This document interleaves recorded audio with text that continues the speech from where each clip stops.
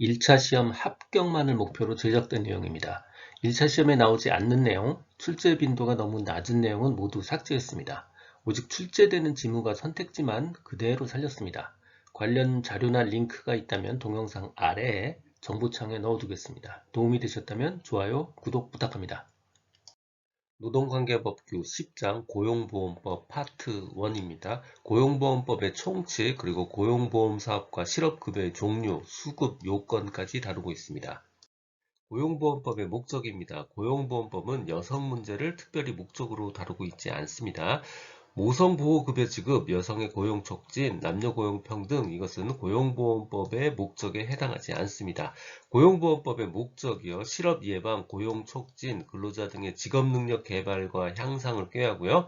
국가의 직업 지도와 직업 능력 기능을 강화하고요. 근로자 등이 실업한 경우에 생활에 필요한 급여를 실시해서 근로자 등의 생활 안정과 구직 활동을 촉진함으로써 경제, 사회 발전에 이바지하는 것을 목적으로 하고 있습니다.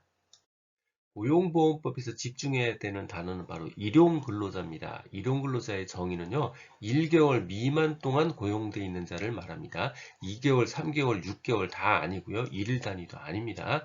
그래도 다행인 건 1이라는 숫자와 1개월의 1이라는 숫자와 일용근로자의 일자 동일해서 조금 기억하기가 좀 좋습니다. 두 번째, 이직의 정의는요, 피보험자와 사업주 사이에 고용관계가 끝나는 것, 이것을 이직이라고 부릅니다. 실업의 인정이란 직업안정기관의 장이 수급 자격자가 실업상태에서 직업을 구하기 위해서 노력하고 있다라고 인정하는 것을 말합니다. 실업이란 근로의 의사와 능력이 있음에도 불구하고요, 취업하지 못한 상태에 있는 것을 말하고요.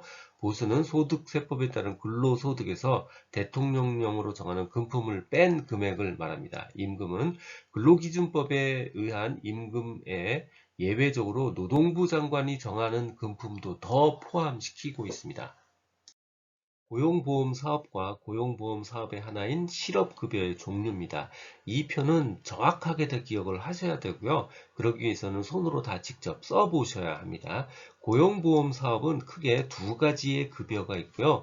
두 가지의 사업이 있습니다. 두 가지 급여는 실업급여가 있고요.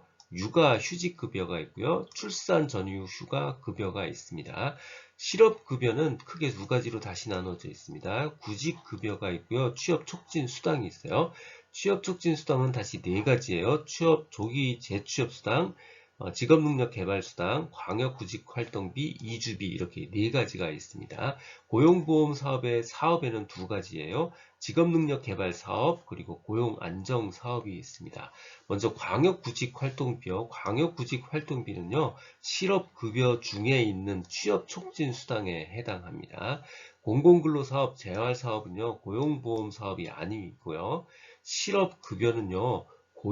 사업이 아니에요. 고용안정사업이 아닙니다. 실업급여는 고용안정사업에 해당하지 않습니다. 우리가 실업자가 되면 받을 수 있는 실업급여는 월급처럼 나오는 급여 파트가 있고요. 특별한 조건이 맞으면 받을 수 있는 수당 파트가 있습니다. 즉, 급여 파트와 수당 파트는 다른 거예요. 구직급여는 취업촉진수당이 아닙니다. 구직급여는 취업촉진수당이 아니에요. 그리고 실업급여는요, 구직급여와 취업촉진수당으로 구분할 수 있습니다. 실업급여는 구직급여와 취업촉진수당으로 구분해요. 즉 실업급여는 구직급여와 취업촉진수당의 합이고요. 취업촉진수당에는 이렇게 네 가지 조기 재취업수당, 직업능력개발수당, 광역구직활동비, 이주비 이렇게 네 가지가 있습니다. 이 중에 조기 재취업수당이요. 조기 재취업수당은 조기에 재취업을 하면 받을 수 있는 수당이에요. 그런데 자영업자는 기존의 상태가 취업 상태가 아니었잖아요. 그러니까 당연히 재취업이라는 개념이 있을 수 없어요. 그래서 자영업자는 조기 재취업 수당은 해당되지 않습니다. 실업급여 받을 수 있는 권리는 양도하거나 담보로 제공할 수 없고요. 실업급여 수급계좌의 해당 금융기관은요, 실업급여 수급계좌에 입금될 수 있도록 관리하여야 합니다. 고용보험법령상 고용안정 직업능력개발 사업의 내용 아닌 것이요. 고용보험사업은요, 두 개의 급여와 두 개의 사업으로 이루어져 있습니다. 급여와 사업은 완전히 다른 거예요. 실업급여 내용 중에 내용 중에 취업 촉진 수당이 있고 그 하위에 조기 재취업 수당이 있어요. 그러니까 조기 재취업 수당은 실업급여에 속하는 항목이고요. 사업과는 아무 관련이 없습니다. 고용안정사업과는 관련이 없어요. 그래서 관련이 없는 것 바로 조기 재취업 수당에 해당합니다. 정답 1번이에요. 취업 촉진 수당에 해당하지 않는 거요. 수당과 급여는 다른 거라고 했습니다. 수당은요, 조건에 맞으면 주는 거예요. 예를 들어서 우리가 야근하면 야근 수당이나 야근비를 주죠. 하지만 급여는요, 일정 급을 주는 내용입니다. 그래서 급여와 수당은 달라요. 수당에 해당하지 않는 것 바로 구직급여입니다. 정답 1번이에요. 고용보험법상 취업촉진수당의 종류가 아닌 거요. 취업촉진수당 4가지 다 기억을 해주셔야 됩니다. 하지만 그걸 모른다 하더라도 수당과 급여는 다른 거예요. 수당은 조건이 맞으면 주는 거고요. 급여는 일정 급이 나옵니다. 그래서 무슨 급여 이거 수당의 종류가 아닙니다. 아닌 거 정답 1번이에요. 취업촉진수당에는 조기재취업수당, 직업능력개발수당, 광역구직활동비, 이주비 이렇게 4가지가 있고요. 이 4가지는 다 외워주셔야 돼요. 구직급여 수급 요건요. 기준기간은 이직일 이전 18개월이고요. 피보험 단위기간은 통산하여 180일 이상이어야 합니다. 이 숫자 18, 18 기억하셔야 돼요. 다행히 요 같아서 기억하기 쉽죠. 18개월 180일, 18개월 180일 요거 기억하셔야 됩니다. 건설일용 근로자 수급 자격 인정일 이전 14일간 연속해서 근로내역이 없어야 합니다. 7일 연속 아니고 14일 연속 근로내역이 없어야 됩니다. 근로의 의사와 능력을 가지고 구체적 구직 활동을 해야 합니다. 근로의 의사와 능력이 있음에도 불구하고 취업하지 못한 상태에 있어야 된다라는 의미입니다.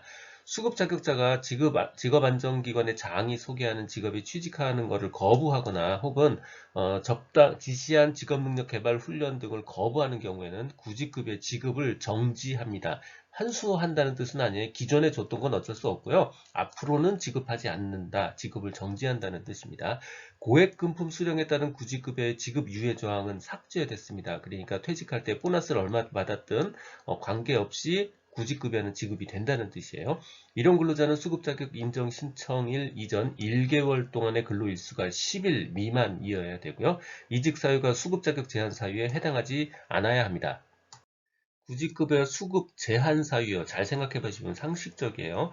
자기의 중대한 귀책사고로 해고 당한 경우 받기 어렵죠.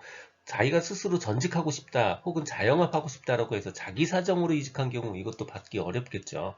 거짓이나 그 밖에 부정한 방법으로 실업급여를 받으려 했거나 받으려 한 경우 당연히 받을 수 없습니다.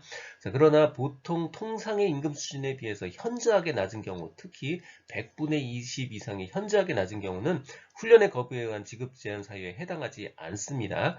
실업의 인정이요. 실업의 신고를 한 날로부터 계산해서 2주마다 규칙적으로 한다 이거 아닙니다. 1주에서 4주 범위 내에서 직업안정기관의 장이 그냥 정합니다. 직업안정기관의 장이 지정한 날 이걸 실업인정일이라고 해요.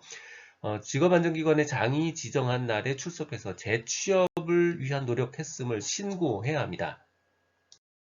폐업한 자영업자도 모든 조건을 만족시킨다면 구직급여를 받을 수 있습니다. 폐업일 이전 24개월간에 걸쳐서 피보험 단위기간이 합산해서 1년 이상이면 자영업자도 피보험자가 될 수 있습니다. 실업의 신고요. 구직급여를 받으려는 자는 이직 후 지체 없이 이 단어 주목하셔야 돼요.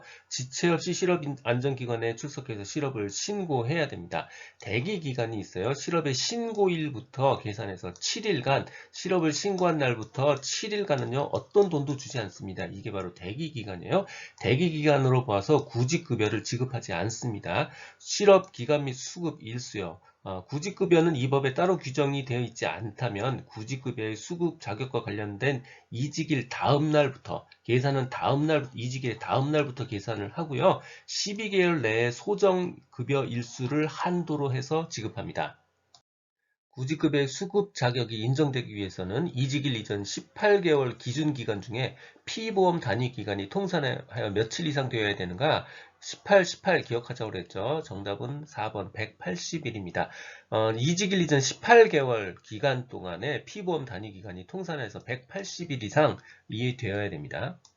구직급여 수급 요건에 해당하지 않는 거요. 자기가 전직이나 어떤 자영업 같은 거 한번 해보겠다고 스스로 이직한 경우 해당하지 않습니다. 해당하지 않는 거 정답 3번이에요. 무슨 스스로 잘못이 있다거나 아니면 부정한 방법을 썼다. 전부 다 해당하지 않는 경우입니다. 듣고 계신 강의는 직업상담사 2급 초단기 합격 비법의 핵심 내용 파트입니다. 교재에는 2002년부터 지금까지 20년간의 문제를 출제 빈도와 중요도를 검토해서 필요한 모든 문제를 실었습니다. 전자책 버전으로 출판되어 있어서 교보문고 예스24 등에서 구할 수 있습니다. 전자책이 불편하신 분들, 인쇄 가능한 버전 혹은 제약 없는 PDF 버전이 필요하신 분들은 제 블로그 공지글에서 구할 수 있습니다. 동영상 아래 정보창에 링크를 넣어드렸습니다. 이 내용은 블로그와 전자책에 동일하게 그대로 있습니다. 도움이 되셨다면 좋아요, 구독 부탁드립니다. 지금까지 라디캠지기 꾸벅이 박종규였습니다. 감사합니다.